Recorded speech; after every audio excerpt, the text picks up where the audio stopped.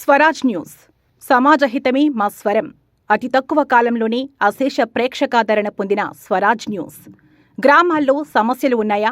ఆఫీసర్లకు చెబితే పనిచేయట్లేదా? మీ సమస్యలు అట్లనే పెండింగ్లో ఉన్నాయా? మీ దృష్టికి ఏదైనా సమస్య వచ్చిందా? ప్రజాహితం కోరే సమస్య ఏదైనా ఉంటే మాకు తెలపండి. డీటెయిల్స్, ఫోటోలు, వీడియోలు షేర్ చేయండి. మీరే మీ సమస్యకు ఫుల్ స్టాప్ పెట్టే రిపోర్టర్ కావచ్చు. సమస్య కనిపించిందా? వీడియో లేదంటే ఫోటోలు పంపించండి. దాన్ని మేము జనానికి చూపిస్తాం. Swaraj news WhatsApp number 9416230788. నమస్తే, వెల్కమ్ టు స్వరాజ్ న్యూస్. ముందుగా హెడ్లైన్స్.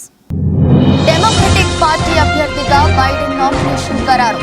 అమెరికాలోని గడిచిన 70 ఏళ్ల చరిత్రలో ఇద్దరు అభ్యర్థులు రెండోసారి మళ్లీ పోటీ పడే అవకాశాలు. గ్రేటర్ నోయిడా మార్కెట్లో భారీ అగ్ని ప్రమాదం. షార్ట్ సర్క్యూట్ కావడంతో భారీగా వ్యాపించిన మంటలు.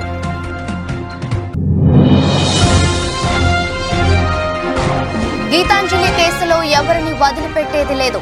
గుంటూరు ఎస్పీ తుషార్ ధూడి.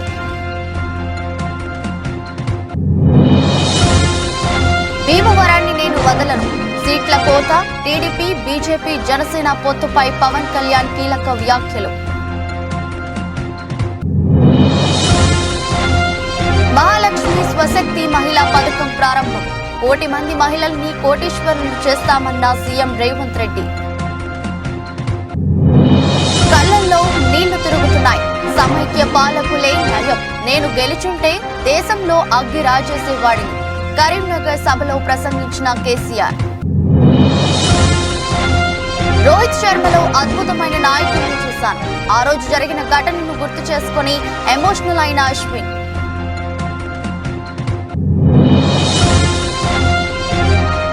వార్ 2 కోసం కాల్ షీట్స్ ఇచ్చిన ఎన్టీఆర్. హృతిక్ తో సీన్స్ కోసం మరో 30 రోజులు డేట్స్ కేటాయించిన యంగ్ టైగర్. లాభాల్లో స్టాక్ మార్కెట్ సూచీలు 22,368 వద్ద కొనసాగుతున్న నిఫ్టీ. అమెరికా దేశ అధ్యక్షుడు జో బైడెన్ మరోసారి అధ్యక్ష అభ్యర్థిగా పోటీ పడనున్నారు. ఈ ఏడాది జరగనున్న దేశ అధ్యక్ష ఎన్నికలకు డెమోక్రటిక్ పార్టీ తరఫున ఆయన నామినేషన్ ఖరారు అయింది. బహుశా ఆయన తుది పోరులో రిపబ్లికన్ నేత డొనాల్డ్ ట్రంప్ తోనే అధ్యక్ష రేసులో పోటీ పడే ఛాన్స్ ఉందని అమెరికా మీడియా పేర్కొన్నది. అమెరికాలోని గడిచిన 70 ఏళ్ల చరిత్రలో ఇద్దరు అభ్యర్థులు రెండోసారి మళ్లీ పోటీ పడే అవకాశాలు ఉన్నాయి. డెమోక్రటిక్ పార్టీ తరపున బైడెన్ తన అభ్యర్థిత్వాన్ని ఖరారు చేసుకునేందుకు 1968 డెలిగేట్లను నెగ్గాల్సి ఉంటుంది. అయితే నామినేషన్ కు కావాల్సిన సంఖ్యాబలాన్ని ఆయన దాటివేసినట్లు ఎడిసన్ రీసెర్చ్ తెలిపింది. జార్జియా రాష్ట్రానికి చెందిన ప్రైమరీ ఎన్నికల ఫలితాలు వెలువడడంతో బైడెన్ రూట్ క్లియర్ అయింది. ఇంకా Mississippi, Washington state, northern Mariana, England's ఫలితాలు రావాల్సి ఉన్నది. డొనాల్డ్ ట్రంప్ కూడా రిపబ్లికన్ పార్టీ తరపున దాదాపు తన నామినేషన్ ఖరారు చేసుకునే అవకాశం ఉన్నది. జార్జియా ఫలితాలతో ఆ అంశం తేలనుంది. గత మంగళవారం జరిగిన ప్రైమరీలో ట్రంప్ తన ఆధిపత్యాన్ని ప్రదర్శించిన విషయం తెలిసిందే. ఆ తర్వాత రేసులో ఉన్న నిక్కీ హేలీ కూడా తప్పుకున్నారు. దీంతో రిపబ్లికన్ పార్టీ తరపున ట్రంప్ తన నామినేషన్ ను చేజిక్కించుకునే ఛాన్స్ క్లియర్ అయింది.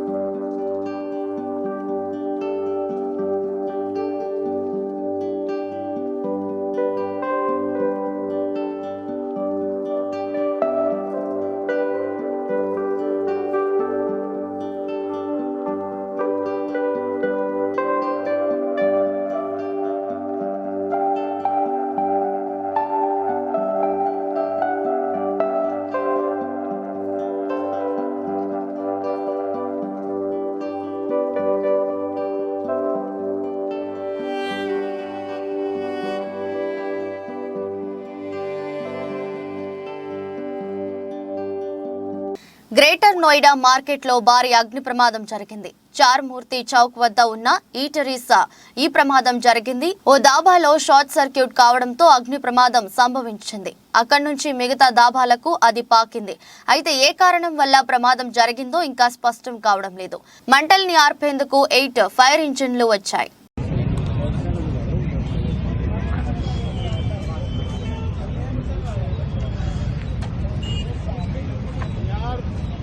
चेक करो आप।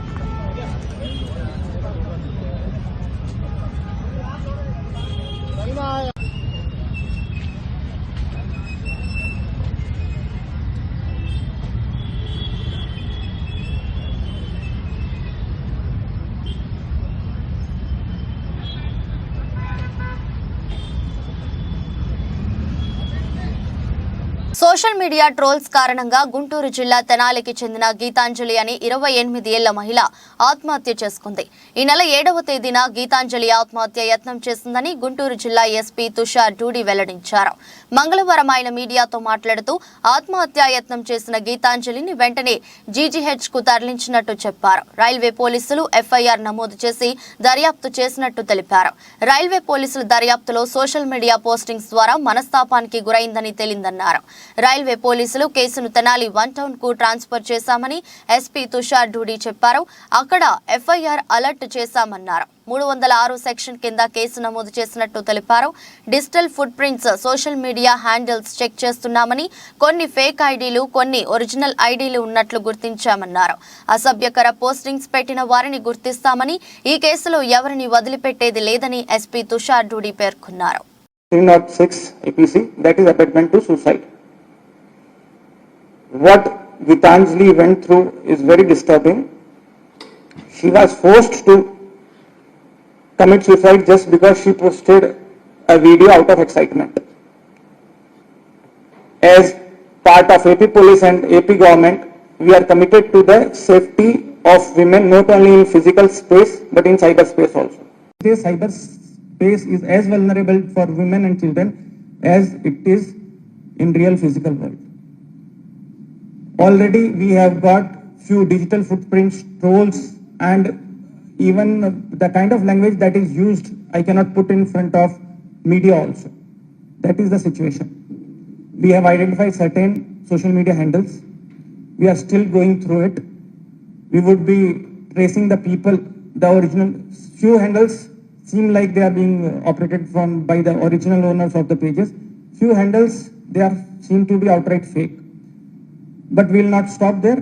We will identify the IP logs, will trace them, and will make sure that these perpetrators are brought to the book. As part of Guntur Police and AP Police, I request all women and other people also, whenever they are going through cyberbullying or any harassment, our doors are always welcome.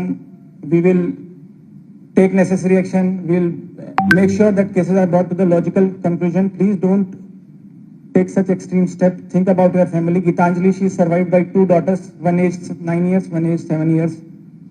And it is very disturbing as a police officer to me also. TDP బీజేపీతో పొత్తుపై జనసేన అధినేత పవన్ కళ్యాణ్ కీలక వ్యాఖ్యలు చేశారు. నేను తీసుకున్న సీట్లు తక్కువ ఎక్కువ అనేది పక్కన పెట్టండి. జనసేన, టీడీపీ, బీజేపీలు 175 స్థానాల్లో పోటీ చేస్తున్నాయని భావించాలి. జగన్ అధికారంలో ఉండకూడదు. ఒక్కటి దగ్గర ఇంత సంపద ఉండకూడదు. జగన్ అధికారంలోకి వస్తే రాష్ట్రానికే కాదు దేశానికే ముప్పు. ఏపీలో జగన్ పోవాలి. భీమవరంలో గ్రంథి శ్రీనివాస్ పోవాలి. వ్యూహం నాకొదిలేయండి, టైమింగ్ నాకొదిలేయండి. వాళ్ళను వ్యూహం సినిమా తీసుకోమనండి. మనం వ్యూహం వేద్దాం. ఏపీనే కాపాడుకునే వాడిని భీమవరాన్ని కాపాడుకోలేనా అని జనసేనాని అన్నారు. మాజీ ఎమ్మెల్యే పులపర్తి రామాంజనేయులు సహా పలువురు నాయకులు మంగళవారం పవన్ కళ్యాణ్ సమక్షంలో జనసేన పార్టీలో చేరారు. ఈ సందర్భంగా పవన్ కళ్యాణ్ మాట్లాడుతూ గత ఎన్నికల్లో భీమవరంలో పోటీ చేస్తే బంధుత్వాల పేరుతో ఇబ్బంది పెట్టారు. యుద్ధం చేయనీయకుండా నాకు సంఖ్యలు వేశారు. భీమవరంలో కంటే పులివెందులలో పోటీ చేసి ఉంటే బాగుండేదని అనుకున్నా.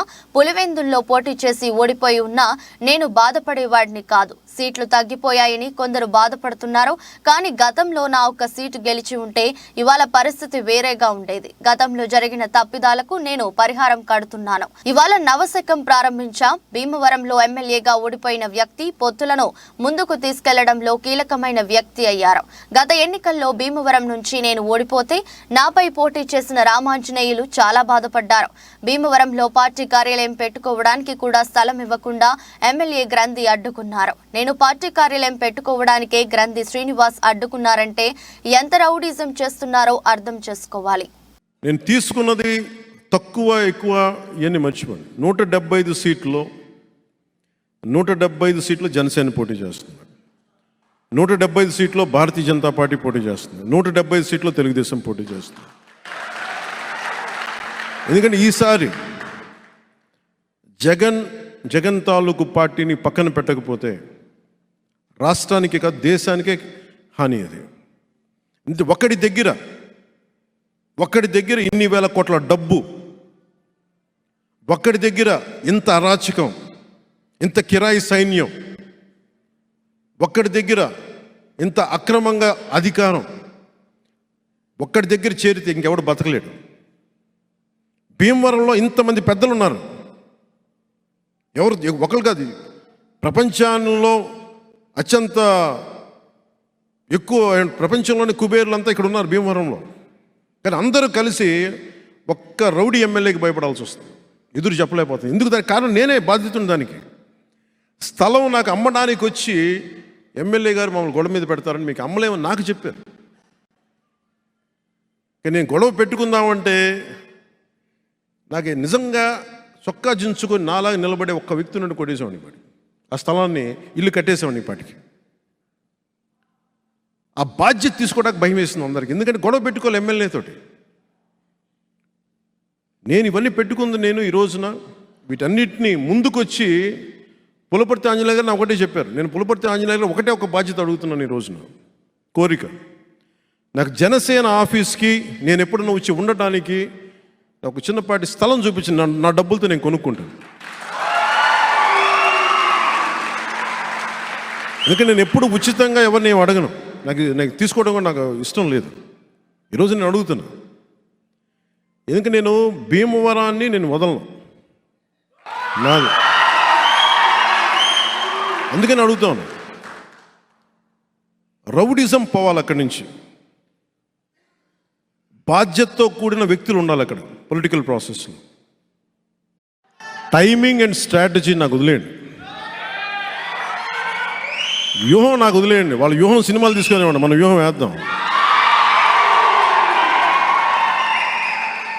సో మనస్ఫూర్తిగా మీకు మంచి బలంగా మీకు అండగా ఉండేలాగా నేను ఎప్పుడు మీకు ఉంటాను మనస్ఫూర్తిగా తెలియజేసుకుంటూ. ఆంధ్రప్రదేశ్ని కాపాడుకునేవాడిని, భీమవరాన్ని కాపాడుకోలేమా? ఆంధ్రప్రదేశ్ని హక్కుని చేర్చుకున్నవాడిని, భీమవరాన్ని గుండెల్లో పెట్టుకోలేమా? సో మనస్ఫూర్తిగా మీ అందరికీ ఇంకో మారు ధన్యవాదాలు తెలుపుకుంటూ మళ్ళీ కలుద్దాం, భీమవరంలో కలుద్దాం. తెలంగాణ రాష్ట్రంలో 1 కోటి మంది మహిళలను కోటీశ్వరులుగా చేయడమే కాంగ్రెస్ ప్రభుత్వ లక్ష్యమని సీఎం రేవంత్ రెడ్డి అన్నారు. తెలంగాణ ఆడబిడ్డల ఆశీర్వాదం వల్లే రాష్ట్రంలో కాంగ్రెస్ పార్టీ అధికారంలోకి వచ్చిందని చెప్పారు. మంగళవారం ఇక్కడ సికింద్రాబాద్ పరేడ్ మైదానంలో ఏర్పాటు చేసిన సభలో మహాలక్ష్మి స్వశక్తి మహిళ అనే పథకాన్ని సీఎం రేవంత్ రెడ్డి ప్రారంభించారు. ఈ సందర్భంగా ఆయన మాట్లాడుతూ, మాట తప్పకుండా మడమ తిప్పకుండా సోనియా గాంధీ తెలంగాణ ఇచ్చారు. ప్రత్యేక రాష్ట్రం ఇస్తే ఏపీలో పార్టీకి తీవ్ర నష్టమని తెలిసినా మనకు రాష్ట్రం ఇచ్చారు. కేసీఆర్ 10 ఏళ్ల పాటు మహిళలు ఆడబిడ్డలను పట్టించుకోలేదు. మహిళల ఉసురు తగిలి కేసీఆర్ పదవి పోయింది. మహిళలకు ఆర్టీసీ బస్సుల్లో ఉచిత ప్రయాణం కల్పిస్తే కేసీఆర్ కుటుంబానికి కడుపు మంటగా ఉంది. ఆడబిడ్డలకు ఉచిత ప్రయాణం వద్దంటూ ఆటో డ్రైవర్లతో ధర్నా చేస్తున్నారు. పేదలకు కార్పొరేట్ వైద్యం అందించే రాజీవ్ ఆరోగ్యశ్రీని కేసీఆర్ నిర్వీర్యం చేశారు. కాంగ్రెస్ ప్రభుత్వం వచ్చిన వెంటనే ఆ పథకాన్ని 10 లక్షలకు పెంచాం. కేసీఆర్ మోదీ కలిసి 400 ఉన్న గ్యాస్ సిలిండర్ను 1200 చేశారు. మహిళలకు భారం కావద్దని మళ్లీ 500కే గ్యాస్ సిలిండర్ ఇస్తున్నాం. డబుల్ బెడ్రూమ్ ఇల్లు ఇస్తున్నానని కేసీఆర్ 10 ఏళ్లు డబ్బా కొట్టారని తెలిపారు. మీరు అనుకుంటే సాధించలేనిది ఏమీ లేదు. ఇవాళ నేను మీ స్టాల్లు చూసినా, మీ నైపుణ్యం చూసినా, మీ కష్టం చూసినా, మీ మార్కెటింగ్ చూసినా, మీ ఆడబిడ్డలందరితోని సంఘాలతోని సభ్యులతో నేను మాట్లాడినా. వాళ్ళతో మాట్లాడక నాకు ఒక మాట అర్థమైంది. మీరెంత మంచి ఉత్పత్తి చేసినా మీకు అమ్ముకోవడానికి ఒక మంచి వ్యాపార కేంద్రం లేదు. ఇవాళ రేపు బట్టలు షాపింగ్ మాల్స్, చెన్నై మాలు, ఆ మాలు, ఈ మాల్ అని పెద్ద పెద్ద లైట్లు పెట్టి వాళ్ళు అమ్ముకుంటారు. కానీ మా ఆడబిడ్డలు అమ్మాలంటే ఎక్కడ ఏమీ లేదు. అందుకే ఈ వేదిక మీద నుంచి మా అధికారులకు ఆదేశాలు ఇస్తున్నా, రాబోయే నెల రోజుల్లో శిల్పారామం పక్కన మా ఆడబిడ్డలు ఉత్పత్తి చేసిన ప్రోడక్ట్స్ అమ్ముకోవడానికి 100 షాపులు మీకు పెట్టించి మీ ఉత్పత్తులు రాష్ట్రం కాదు, జాతీయం కాదు, అంతర్జాతీయ స్థాయిలో మీ ఉత్పత్తులు అన్ని అమ్ముకునే విధంగా మీకు స్టాళ్లు ఏర్పాటు చేపించే బాధ్యత, దానికి అవసరమైన ఏర్పాట్లు చేసే బాధ్యత నేను తీసుకుంటా. నెల రోజులు తిరిగే లోపల శిల్పారామం పక్కన మా మహాలక్ష్మి గ్రూప్లకు స్టాళ్లు ఉంటాయి. మీరు ఏమేమి తయారు చేస్తారో అవన్నీ అక్కడ టాటాలు, బిర్లాలతోని, అదాని, అంబానీలతోని మా ఆడబిడ్డలు పోటీ పడే విధంగా మీరు తయారు చేసిన వాటిని అక్కడ అమ్ముకునే విధంగా మీకు చట్టబద్ధత కల్పించి మీకు న్యాయం చేసే విధంగా పూర్తి స్థాయిలో వ్యవస్థను ఏర్పాటు చేసే బాధ్యత నేను తీసుకుంటా. ఇవాళ నేను మీకు మాట ఇవ్వదలుచుకున్నా, 1 కోటి మందిని 5 ఏళ్ళు తిరిగే లోపల 1 కోటి మంది ఆడబిడ్డల్ని కోటీశ్వరులను చేసే బాధ్యత కాంగ్రెస్ పార్టీ ఇందిరమ్మ రాజ్యం తీసుకుంటది. కరీంనగర్ సభలో బీఆర్ఎస్ చీఫ్ మాజీ ముఖ్యమంత్రి కేసీఆర్ కీలక వ్యాఖ్యలు చేశారు. కాంగ్రెస్ ప్రభుత్వంపై నిప్పులు చెరిగారు. కాంగ్రెస్ సర్కార్ పాలనపై తీవ్ర ఆవేదన వ్యక్తం చేశారు. కేసీఆర్ కాంగ్రెస్ ప్రభుత్వం పాలన సమైక్య పాలకుల పాలన కంటే దారుణంగా ఉందని వాపోయారు కేసీఆర్. పంటలకు నీళ్లు లేక రైతుల పరిస్థితి చూస్తుంటే నాకు కన్నీళ్లు వస్తున్నాయి. పంటలు ఎండుతున్నా పాలకులకు దయ కలగడం లేదు. 3 నెలల్లో రాష్ట్రాన్ని కాంగ్రెస్ పాలకులు ఆగం చేశారు. ఈ పాలన చూస్తుంటే సమైక్య పాలకులే నయం అనిపిస్తుంది. తెలంగాణ ఆత్మ గౌరవాన్ని ఢిల్లీలో తాకట్టు పెట్టారు. మొన్న నేను గెలిచి ఉంటే దేశంలో అగ్గిరాజేసేవాడిని, అందరినీ చైతన్యం చేసేవాడిని అని కేసీఆర్ అన్నారు. పార్లమెంట్ ఎన్నికల్లో కర్రు కాల్చి కాంగ్రెస్ కు వాత పెట్టాలని కేసీఆర్ తెలిపారు. మాయమాటలతో మొన్న కాంగ్రెస్ పార్టీ అధికారంలోకి వచ్చిందని కేసీఆర్ మండిపడ్డారు. రైతు బంధు తులం బంగారం అని 420 హామీలు ఇచ్చి అధికారంలోకి వచ్చారని విరుచుకుపడ్డారు. ఇచ్చిన హామీలు అమలు చేయమని రైతు బంధు అడిగితే చెప్పుతో కొడతానని అంటున్నారు అని ధ్వజమెత్తారు కేసీఆర్. ఇంకో ఆయన మానవ బాంబు అయితే పేగులు మెడలో వేసుకుంటా అని మాట్లాడుతున్నారు. ముఖ్యమంత్రి హోదాలో ఇదే భాషన మాట్లాడేది. నేను ముఖ్యమంత్రి ఉన్నప్పుడు ఇలాంటి భాష ఎన్నడూ మాట్లాడలేదని కేసీఆర్ తేల్చి చెప్పారు. ఈ కరీంనగర్ గడ్డ నుంచి యావత్తు తెలంగాణ ప్రజానీకానికి నేను పిలిపిస్తా ఉన్నా. తెలంగాణ ముఖ్యమంత్రి అంటే తెలంగాణ మాట్లాడే మాటలు, ఆ ముఖ్యమంత్రి మాట్లాడే మాటలు, ఎవరన్నా ముఖ్యమంత్రి పదవులు ఉన్న వ్యక్తి మేము మానవ బాంబులం అయితే మనం మాట్లాడొచ్చునా? మాకు మాట్లాడరాదా? తిట్టానంటే తిట్టు తక్కువన్నాయా? ఇవాళ గీయాలకు మొదలు పెడితే రేపు గీయాల దాకా తిట్టచ్చు. నేను మాట్లాడినా, తెలంగాణ ఉద్యమంలో మాట్లాడినా, తెలంగాణ వ్యతిరేకించిన వాళ్ళను దద్దమ్మలు అన్నా, సన్నాసులు అన్నా, సమైక్యవాదం సమగ్రాభివృద్ధి అంటే సన్నాసులారా ఏది రాని మాట్లాడినా.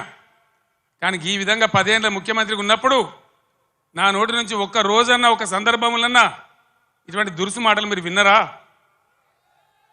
దయచేసి ఆలోచన చేయాలని నేను చెప్పేది చాలా సీరియస్ మాట. ఎందుకంటే తెలంగాణ రాష్ట్రం తెచ్చుకున్నాం, 10 ఏళ్ళు బ్రహ్మాండమైన పాలన చేసినాం. మీ అందరికీ తెలుసు, తెలంగాణ వచ్చినాడు కొత్త కుండల ఈగదు వచ్చినట్టు. దిక్కు దిశ లేదు, బడ్జెట్ ఎంతో తెలియదు, కరెంటు లేదు, కాలిపోయే మోటార్లు, పేలిపోయే ట్రాన్స్ఫార్మర్లు, మంచినీళ్ళకు అన్నమో రామచంద్ర, రాష్ట్ర వ్యాప్తంగా చేనేత కార్మికుల ఆకలి చావులు, రైతుల ఆత్మహత్యలు, అప్పుల బాధ భరించలేక ఒక భయంకరమైన పరిస్థితులలో ఈ రాష్ట్ర ప్రజలు నన్ను ముఖ్యమంత్రి చేసిన మీరందరూ కలిసి. నేనేమన్నా అన్నానా? ఆంధ్ర వాళ్ళు మోసం చేసిపోయినారు, డబ్బులు లేవు, ఖజానా ఖాళీ అని నా నోట్ల నుంచి ఎప్పుడన్నా మీరు విన్నరా? లంకె బిందెల కోసం వచ్చినామని అన్నానా? ఎవడన్నా ముఖ్యమంత్రి లంకె బిందెలని మాట్లాడొచ్చునా? నీకు ఏ పరిస్థితి దొరికిందో ఆ పరిస్థితి మీద ముందటికి ఒక మార్గం వేసుకొని ఎట్లా దాన్ని చక్కగా చేయాలో చేయాలి. మొన్నటిదాకా బీఆర్ఎస్ ప్రభుత్వం ఉన్నది, 10 ఏళ్ళు పనిచేసినాం. ప్రజలు మీకు ఇచ్చిన మాకు అభ్యంతరం లేదు, మాకంత ఈర్ష్య కూడా లేదు. నువ్వు మాకన్నా కుడిచేయి పని చేయి, మాకన్నా మంచిగా పని చేయి, మంచి పేరు తెచ్చుకో, మేము పోటీ పడేటట్టు చూసుకో, మాతో పోటీ పడేటట్టు చూసుకో. కానీ ఈ చీరితము, పండబెట్టి తొక్కుతాము, రైతు బంధు అడితే చెప్తోని కొడతాము. ఒక్క మాట దయచేసి మీరు ఆలోచన చేయాలి. నేను అహోరాత్రాలు కష్టపడి నా రాష్ట్రం భారతదేశానికి తలమానికం కావాలి, ఇక్కడ కరెంటు బాధ నాకు 2 విషయాలు అయితే నాకు అర్థమైతే లేవు. చాలామందిని అడిగిన నేను ఇదేం కథ రాబాయని. టీమిండియా కెప్టెన్ రోహిత్ శర్మపై స్టార్ స్పిన్నర్ రవిచంద్రన్ అశ్విన్ ప్రశంసల జల్లు కురిపించారు. అతని హృదయం స్వచ్ఛమైనదని పేర్కొన్నాడు. ఓ యూట్యూబ్ ఛానల్ ఇంటర్వ్యూలో అశ్విన్ మాట్లాడుతూ రోహిత్ శర్మ గొప్పతనం గురించి వివరించాడు. రోహిత్ శర్మ కెప్టెన్సీలో భారత జట్టు ఇటీవల ఇంగ్లాండ్తో స్వదేశంలో జరిగిన 5 మ్యాచ్ల టెస్ట్ సిరీస్ను 4-1తో గెలుచుకున్న విషయం తెలిసిందే.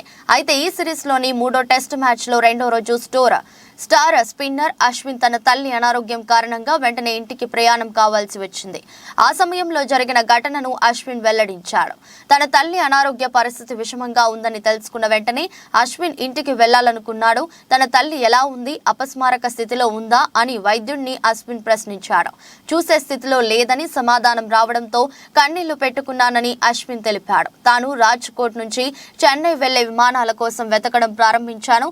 అయితే రాజ్కోట్ విమానాశ్రయం సాయంత్రం 6 గంటలకు మూసివేయబడుతుంది. అప్పుడు ఏం చేయాలో అర్థం కాలేదు. రూమ్లో కూర్చొని ఏడుస్తున్నాను. అదే సమయంలో రోహిత్, ద్రవిడ్ తన గదికి వచ్చారు. ఆలోచించడం మానేసి మీ కుటుంబ సభ్యుల వద్దకు వెళ్ళు అంటూ రోహిత్ సూచించగా వెళ్లడానికి ఆ సమయంలో రాజ్కోట్ నుంచి విమానం లేదని నేను చెప్పాను. ఆ సమయంలో రోహిత్ శర్మ చార్టర్ విమానం బుక్ చేసేందుకు తన సాయశక్తులా ప్రయత్నించాడని అశ్విన్ తెలిపారు. అంతేకాదు టీం ఫిజియో కమలేష్ ను నాతో పాటు చెన్నైకి వెళ్లమని రోహిత్ సూచించాడు. నేను వద్దని చెప్పాను. కానీ నేను విమానాశ్రయానికి వెళ్లేసరికి కమలేష్ తన బ్యాగ్ తో రెడీగా ఉన్నాడు. పూజారాకుడు వచ్చాడు. మేము ప్రయాణిస్తున్న సమయంలో రాత్రి 9:30 కమలేష్ కు రోహిత్ ఫోన్ చేసి నా యోగక్షేమాలను అడిగి తెలుసుకున్నాడు అంటూ అశ్విన్ పేర్కొన్నారు. போயிட்டு பார்த்துட்டு ஒரு தடவை வந்துடணும். கேட்டேன் கான்ஷியஸாக இருக்காங்கன்னு, இல்லை டாக்டரை பார்க்க முடியாதுன்னு சொல்கிறாங்க. வாடி போட்டுச்சு சொல்கிறது. ஆனால் ஒரு செகண்ட்லாம் அழுது முடிச்சுட்டு ஃப்ளைட்டுக்காக தேடுறேன். ஃப்ளைட் இல்லை. ராஜ்கோட் வந்து 6 மணிக்கு மூடிடுவாங்க ஏர்போர்ட். அதுக்கப்புறம் ஃப்ளைட்டே கிடையாது. என்னடா பண்ணுறது ஏன்னு சொல்லிட்டு அப்புறம் ரோஹித்லாம் ரூமுக்கு வந்தாங்க. ரோஹித் வந்து யோசிச்சுட்டு இருக்கிறத பார்த்துட்டு என்ன யோசிக்கிற, முதல்ல கிளம்பு, அதுதான் கரெக்டான விஷயம். நான் வந்து உனக்கு ஏதாவது சார்ட்டர் அரேஞ்ச் பண்ண முடியுமா பார்க்குறேன். ரோஹித் ஃபோன் பண்ணுறாரு கமலேஷுக்கு. கமலேஷ் போயிட்டீங்களா, அஸ்வினோட இருக்கீங்களா, கூடவே இருங்க, தைரியம் சொல்லுங்க, எல்லாம் பார்த்துக்கங்க. 9:30 மணிங்க. நான் வந்து ஜஸ்ட் காப் ஸ்மேக்ட். என்னால் வந்து நினச்சி கூட பார்க்க முடியல. ஒரு செகண்ட் சிந்திச்சேன். ஏன்னா அவங்க 2 பேர் இருக்கிறதுக்கு பேச்சு துணைக்கு தான் வந்து அவங்க 2 பேர் பேசிகிட்டு இருக்கிறது தான் கொஞ்சம் என்ன இதுலேருந்து எடுத்துகிட்டு வருது. ஆனால் யோசிச்சு பார்த்தேன், நம்மளே ஒரு வேளை கேப்டனாக இருந்தால் ஒரு பிளேயருக்கு இந்த மாதிரி ஆகிடுச்சுன்னா போயிட்டு வா அப்படின்னு கண்டிப்பாக சொல்லுவான். அதில் வந்து ஒரு 2வது பாட்டு இல்லை. அவன் என்ன பண்ணுறான், எப்படி இருக்கான், ஏது இருக்கான், அவன் கூட போ. அன்பிலீவபிள். ஒரு அவுட்ஸ்டாண்டிங் லீடரை நான் ரோஹித் மூலமாக பார்க்குறேன். என்னால் வந்து இதெல்லாம் சொல்லி கூட காட்ட முடியல. நான் பல கேப்டன்ஸ், பல லீடர்ஸோட பல வருஷமாக விளையாடிருக்கேன்.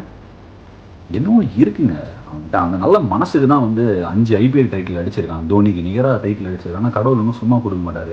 Not an easy thing. அது வந்து நிறையா தோனியும் பண்ணுவார். இவன் வந்து இன்னொரு 10 ஸ்டெப் எடுத்து முன்னே எடுத்து வைக்கிறான். ఎన్టీఆర్, హృతిక్ రోషన్ కాంబినేషన్ లో తెరకెక్కుతున్న most anticipated movie war 2 SRF spy universe లో భాగంగా రూపొందుతున్న ఈ చిత్రాన్ని అయాన్ ముఖర్జీ డైరెక్ట్ చేస్తున్నారు. జాన్ అబ్రహం విలన్ గా నటిస్తున్న ఈ సినిమాలో కియారా అద్వానీ, శార్వారి హీరోయిన్స్ గా నటిస్తున్నారు. ఆల్రెడీ షూటింగ్ స్టార్ట్ చేసుకున్న ఈ చిత్రం పక్కా ప్లానింగ్ తో ముందుకు సాగుతుంది. ఈ క్రమంలోనే ఎన్టీఆర్ సీన్స్ తెరకెక్కించడం కోసం కూడా పక్కా ప్రణాళికని సిద్ధం చేశారట. ఈ మూవీ కోసం ఎన్టీఆర్ 60 రోజుల డేట్స్ ని ఇచ్చారట.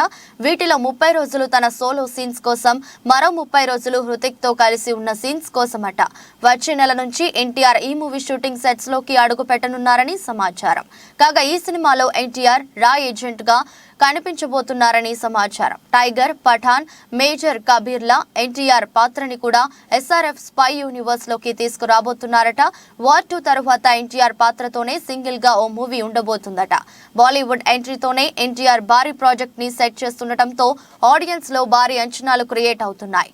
మరి వార్ 2 లో తన ప్రెజెన్స్ తో ఎలాంటి పవర్ స్ట్రోమ్ ని తీసుకువస్తారో చూడాలి. కాగా ఈ చిత్రాన్ని 2025 ఆగస్టు 14న రిలీజ్ చేయబోతున్నారు.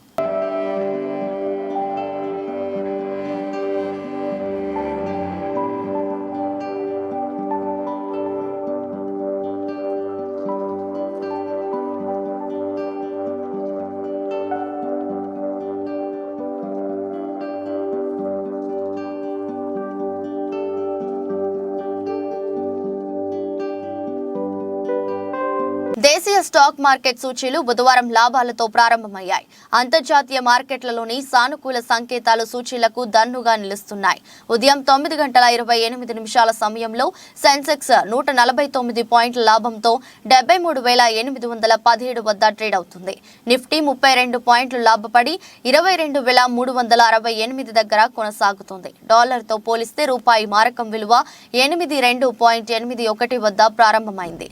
సెన్సెక్స్ 30 సూచీలో TCS, HCL, Tech Mahindra, Infosys, Wipro, Maruti, Sun Pharma, L N T, Tata Motors, Bharti Airtel షేర్లు లాభాల్లో ట్రేడ్ అవుతున్నాయి. ITC, Bajaj Finance, HUL, JSW Steel, NTPC, Bajaj Finserv, SBI, Nestle India, Power Grid, UltraTech Cement షేర్లు నష్టాల్లో కొనసాగుతున్నాయి. జేజీ కెమికల్స్ షేర్లు నేడు స్టాక్ ఏజెన్సీలో లిస్టు కానున్నాయి. ఈ రోజు రాత్రి అమెరికాలో ద్రవ్యోల్బణ గణాంకాలు వెలువడనున్నాయి. ఈ నేపథ్యంలో మదుపర్లు దానిపై దృష్టి సారించే అవకాశం ఉంది. మరోవైపు దేశీయంగా ఫిబ్రవరిలో రిటైల్ ద్రవ్యోల్బణం 4 నెలల కనిష్టమైన 5.9% చేరింది. పారిశ్రామికోత్పత్తి వృద్ధి నెమ్మదించింది.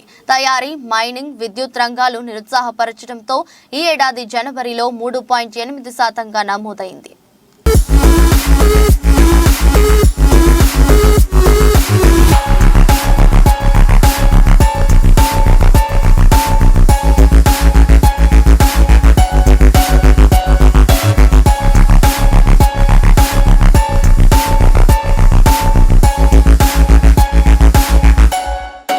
వార్తలు ముగించే ముందు మరోసారి హెడ్లైన్స్.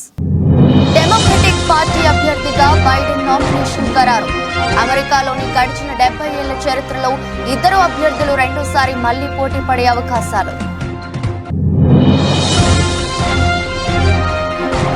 గ్రేటర్ నోయిడా మార్కెట్లో భారీ అగ్ని ప్రమాదం.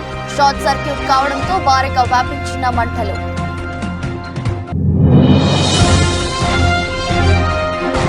గీతాంజలి కేసులో ఎవరిని వదిలిపెట్టేది లేదు. గుంటూరు ఎస్పీ తుషార్ ధూడి.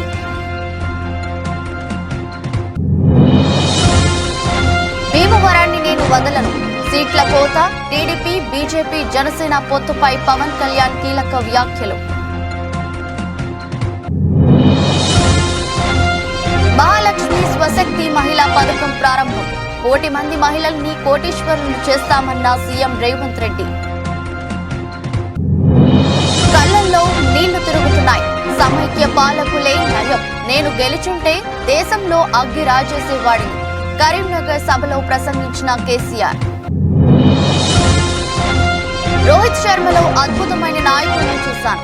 ఆ రోజు జరిగిన ఘటనను గుర్తు చేసుకుని ఎమోషనల్ అయిన అశ్విన్.